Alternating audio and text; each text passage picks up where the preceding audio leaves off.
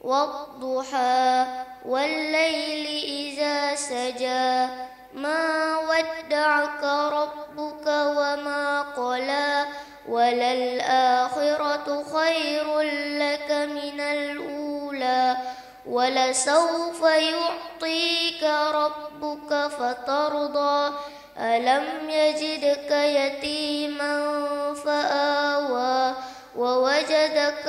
ووجدك ضالا فهدى ووجدك عائلا فأغنى فأما اليتيم فلا تقهر وأما السائل فلا تنهر وأما بنعمة ربك فحدث.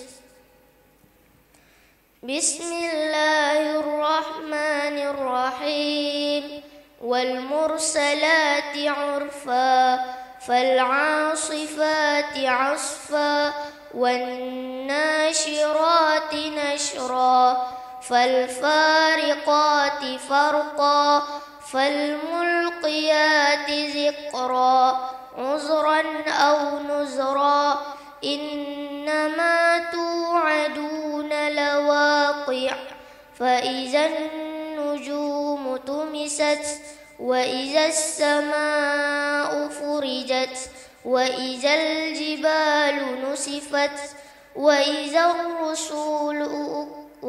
الرسل أقتت لأي يوم أجلت ليوم الفصل وما أدراك ما يوم الفصل ويل يومئذ للمكذبين ألم نهلك الأولين ثم نتبعهم الآخرين كذلك نفعل بالمجرمين ويل يومئذ للمكذبين ألم نخلقكم من ماء مهين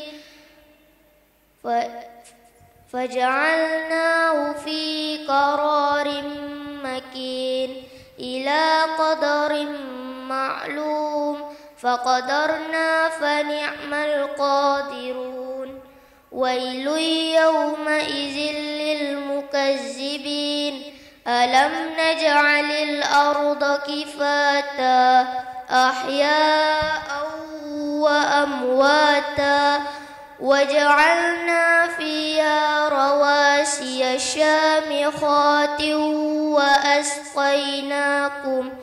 وأسقيناكم ماء فراتا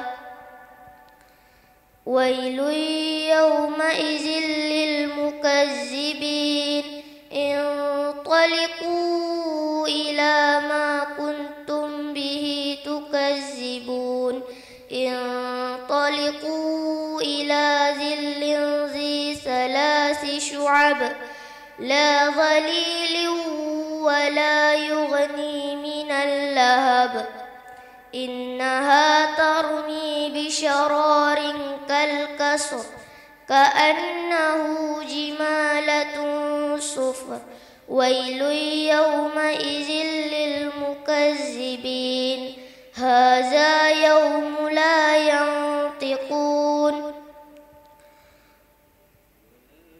ولا يؤذن لهم فيعتذرون ويل يومئذ للمكذبين هذا يوم الفصل جمعناكم والأولين وإن كان لكم كيد فكيدون ويل يومئذ للمكذبين إن المتقين في ظلال وعيون وفواكه مما يشتهون كلوا واشربوا هنيئا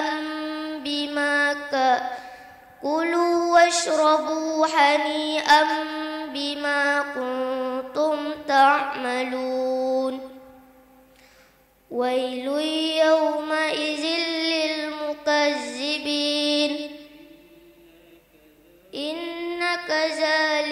نجزي المحسنين ويل يومئذ للمكذبين كلوا وتمتعوا قليلا إنكم مجرمون ويل يومئذ للمكذبين وقال لهم اركعوا لا يركعون وإذا قيل لهم اركعوا لا يركعون ويل يومئذ للمكذبين فبأي حديث بعده يؤمنون صدق Allahul Azim. Sebelum saya akhiri, saya akan membacakan dua buah hadis. Ayatul munafiki thalasun iza haddasa kazaba wa iza wa'ada akhlaf wa iza tumina khan.